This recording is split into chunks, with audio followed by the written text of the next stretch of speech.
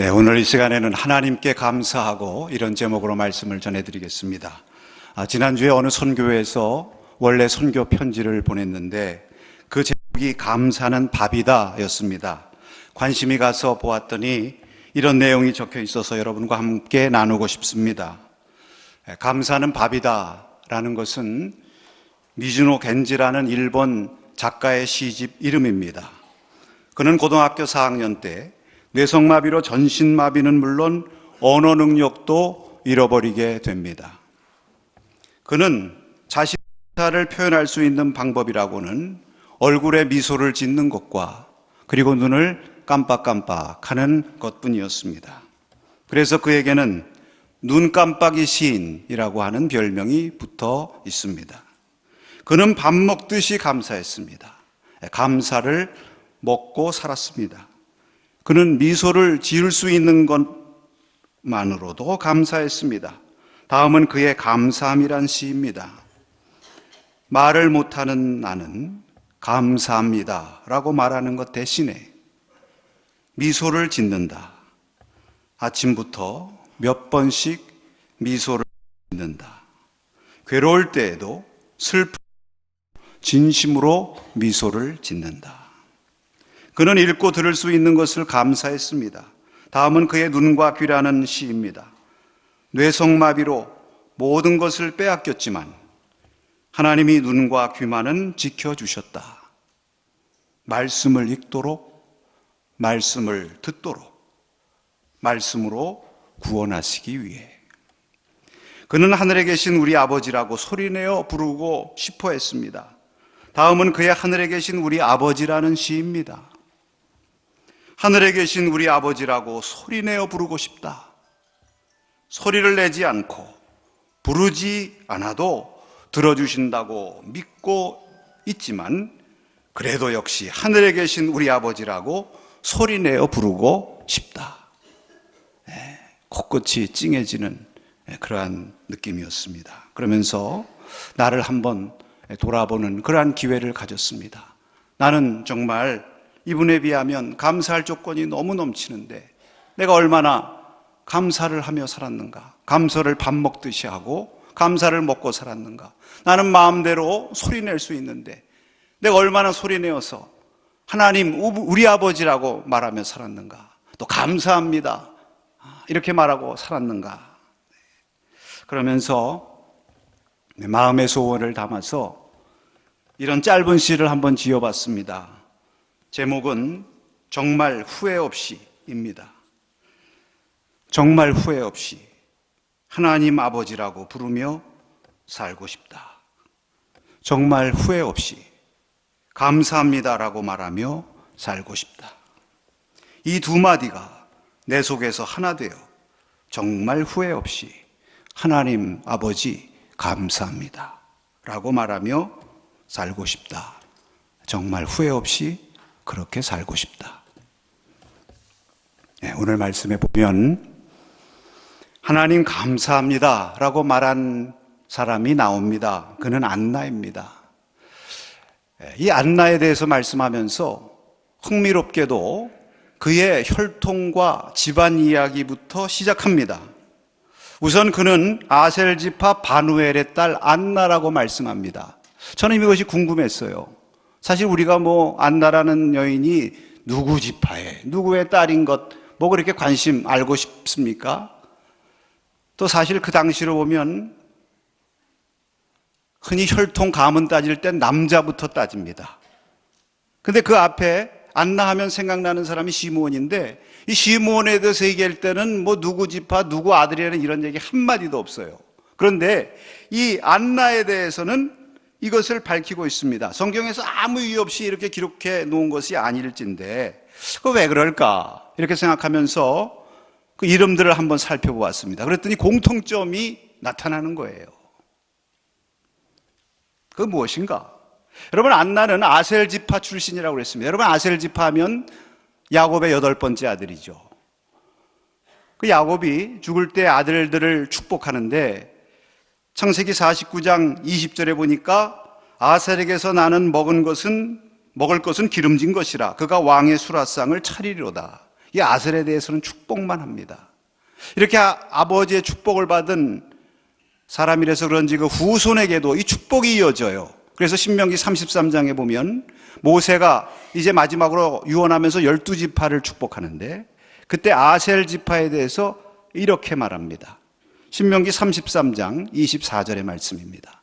아셀에 대하여는 일러스되 아셀은 아들들 중에 더 복을 받으며 그의 형제에게 기쁨이 되며 그의 발이 기름에 잠기리로다. 여러분, 이거 얼마나 아름다운 축복입니까? 아들들 중에서도 더 복을 받는다. 그래서 축복의 감은 다 와요. 여러분, 우리가 아셀 지파 하면 그래서 축복받은 지파로 이렇게 알고 있지 않습니까? 바로 이런 지파 출신이었다는 것입니다. 그 다음에 바누엘의 딸이라고 그랬어요. 이 바누엘이란 말은 브니엘에서 온 말입니다. 여러분, 브니엘 하면 야곱이 압북강가에서 천사와 씨름하여 이스라엘이라는 이름을 받고 축복을 많이 받았어요. 그때 그곳을 브니엘이라고 그랬습니다. 하나님의 얼굴이란 뜻입니다. 그리고 브니엘을 떠날 때에 해가 돋았다고 그랬어요. 네. 그러니까 그 브니엘, 그 바누엘의 딸, 그 바누엘이란 말이 얼마나 복된 이름이에요. 정말 복되고 서광이 비치는 그러한 이름 아닙니까?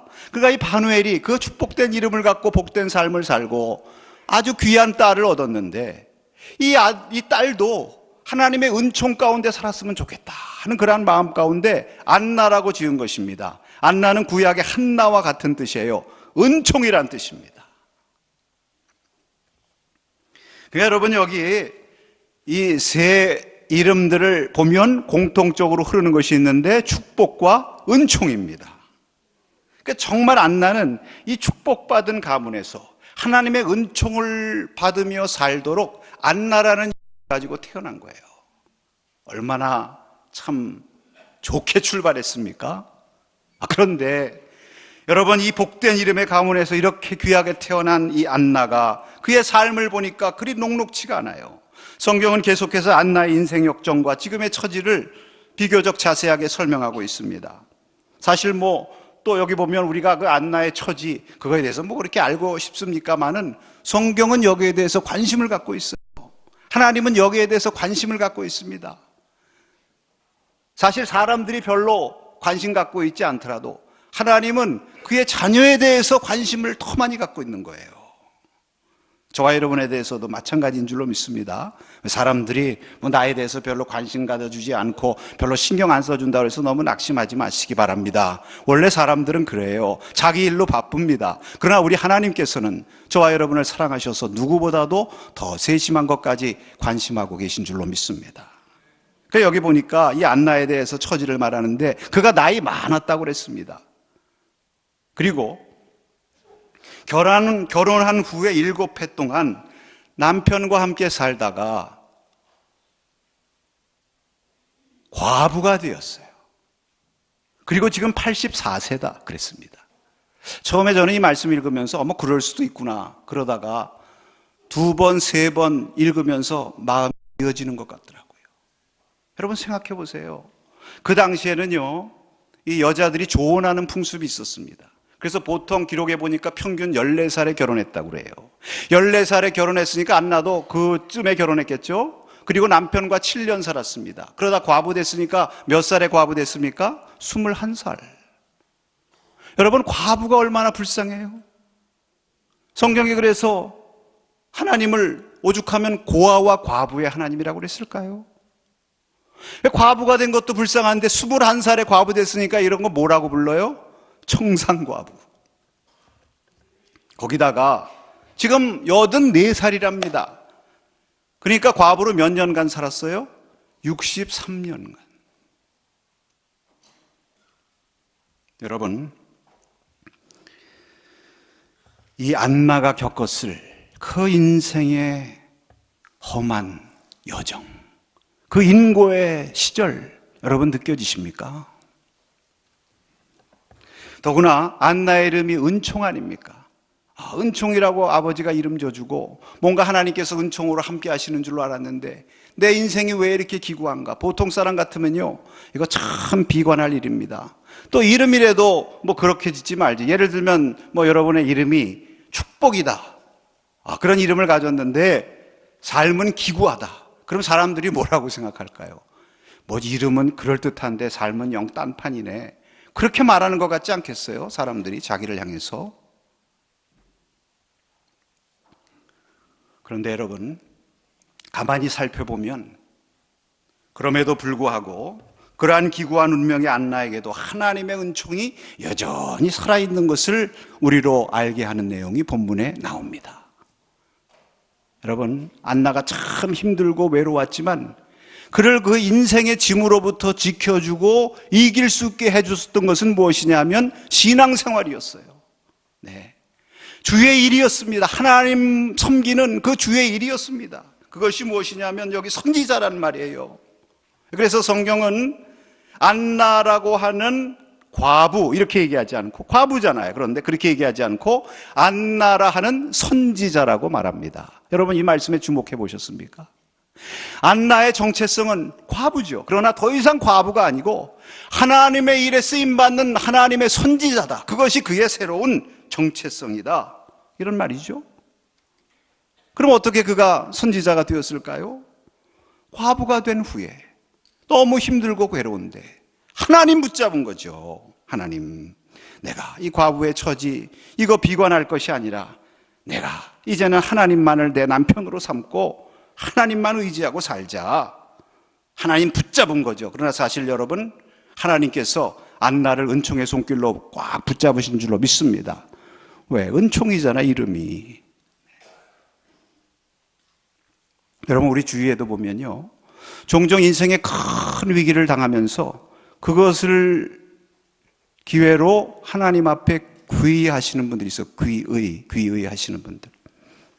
제가 아는 한 여성 교사님 한 분이 계신데, 그분은 남편이 동말레이시아 그 정글 속에서 오랑아슬리 원주민들을 상대로 오랫동안 선교하신 선교사님이셨습니다.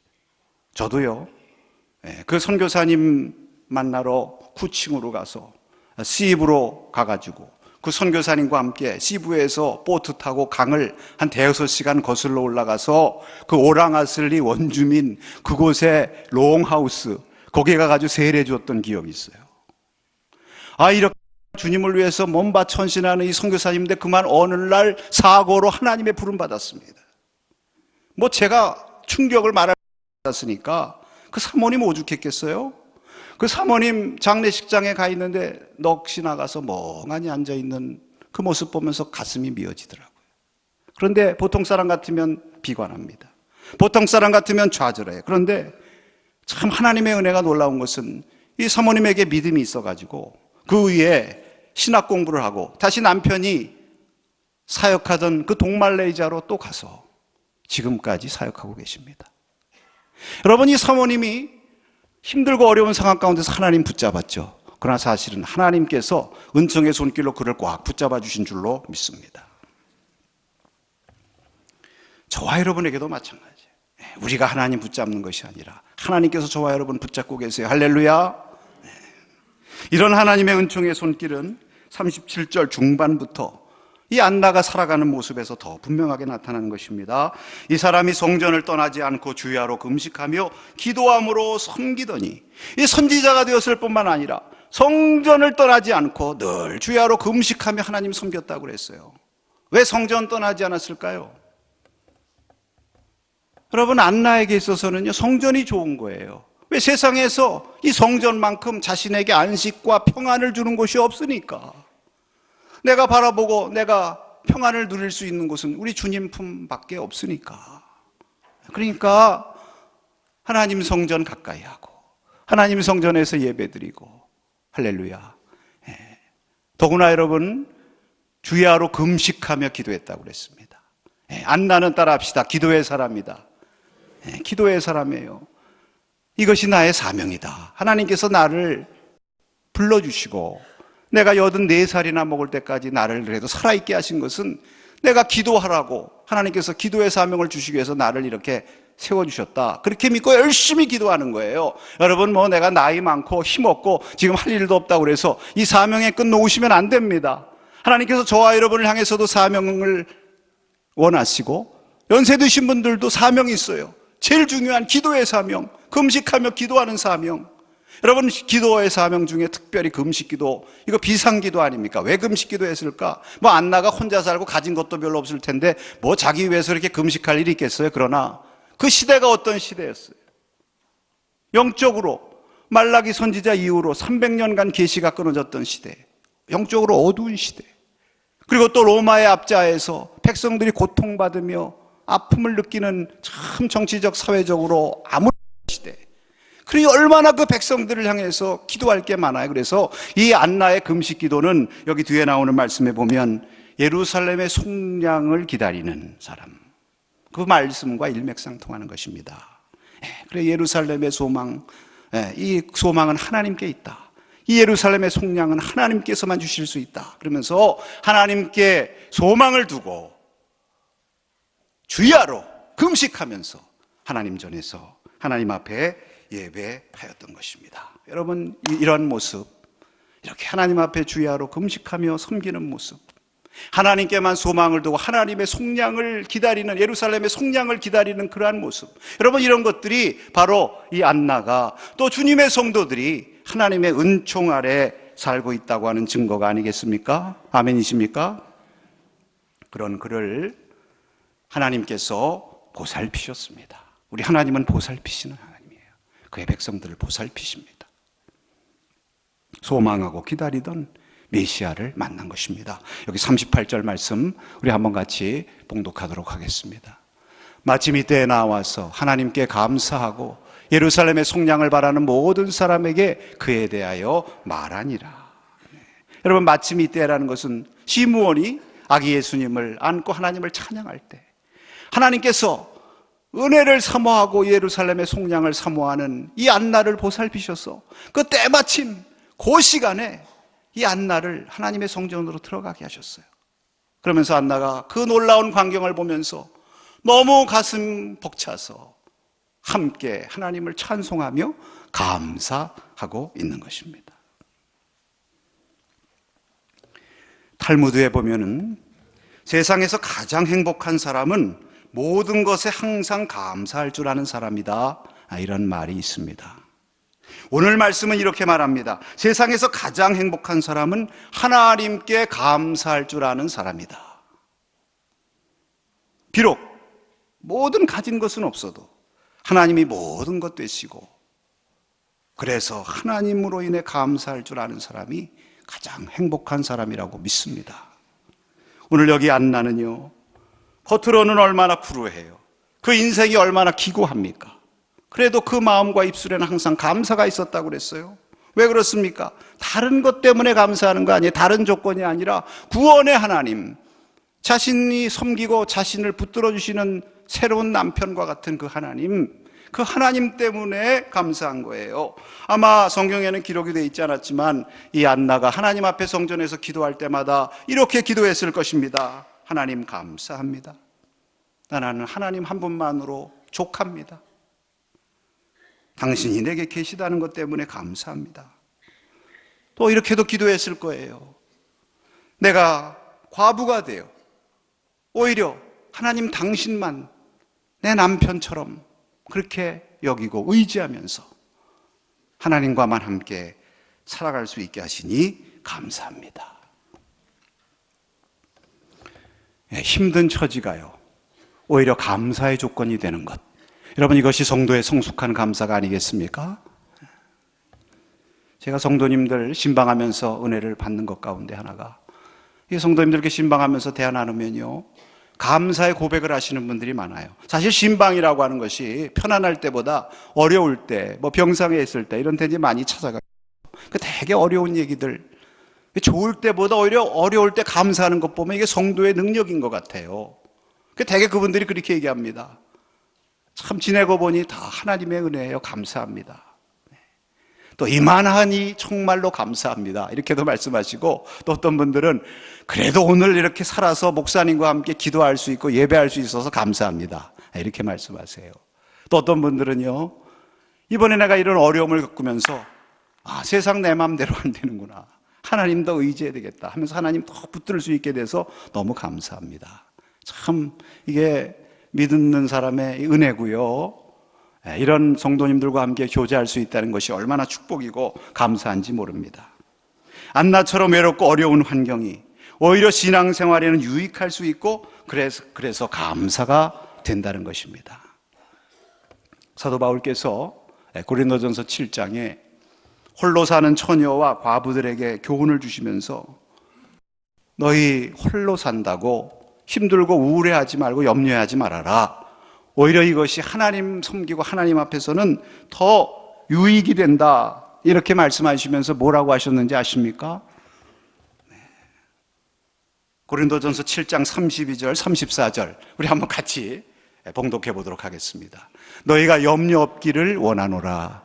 장가가지 않은 자는 주의 일을 염려하여 어찌하여야 주를 기쁘시게 할까 하되 장가간 자는 세상 일을 염려하여 어찌하여야 아내를 기쁘게 할까 하여 마음이 갈라지며 시집가지 않은 자와 처녀는 주의 일을 염려하여 몸과 영을 다 거룩하게 하려 하되 시집간 자는 세상 일을 염려하여 어찌하여야 남편을 기쁘게 할까 하느니라.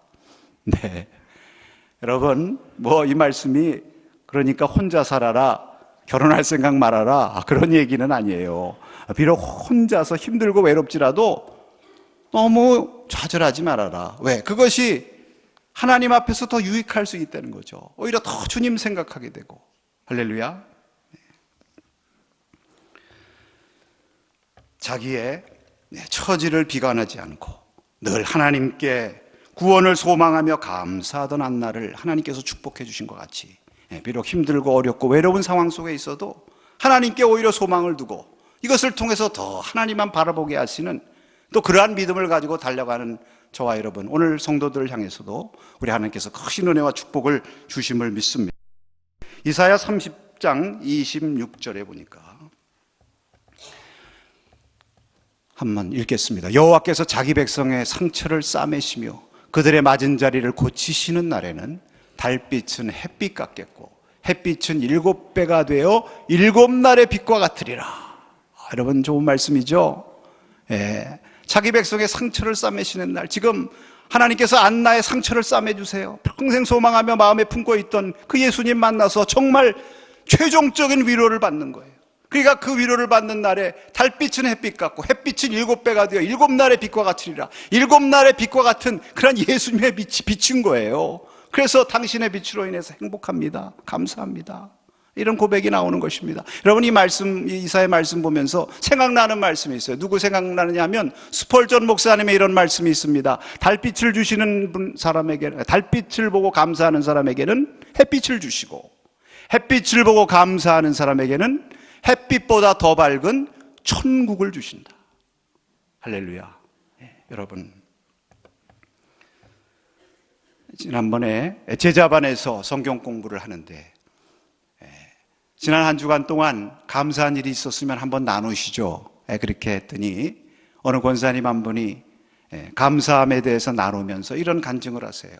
그분이 한 이틀 전인가 제자반에 먼저 과정을 할 때 공부를 했는데 이번에 또 이제 새롭게 시작하니까 또 오신 거예요. 근데 그때 제자반 공부를 할 때에 숙제를 하나 내준 것이 있습니다. 그래도 주님의 제자라니까 감사를 습관화해야 되지 않겠는가. 그래서 3주 동안 감사일기 쓰자. 하루에 3가지씩 감사한 조건을 찾아서 감사한 일기를 써서 보고해보자. 나누어보자. 그 왜 3주라고 그랬느냐 하면 제가 어디 보니까 사람이 어떤 일을 3주만 지속적으로 하면 길이 난대요.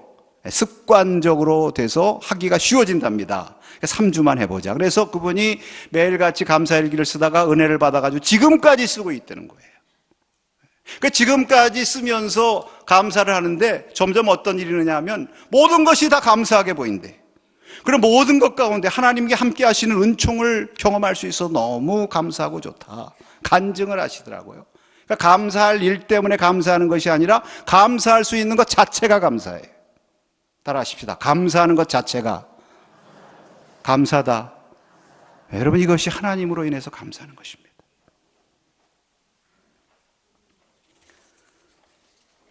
사랑하는 성도 여러분, 안나는요 이 은혜를 받았어요.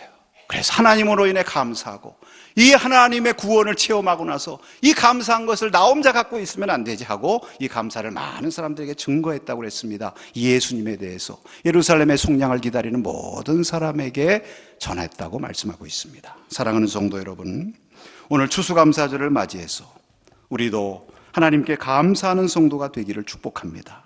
우리 주위를 돌아보면 참으로 우리 사회도 그렇고 암담하고 어두운 현실들이 우리를 에워싸고 있어요.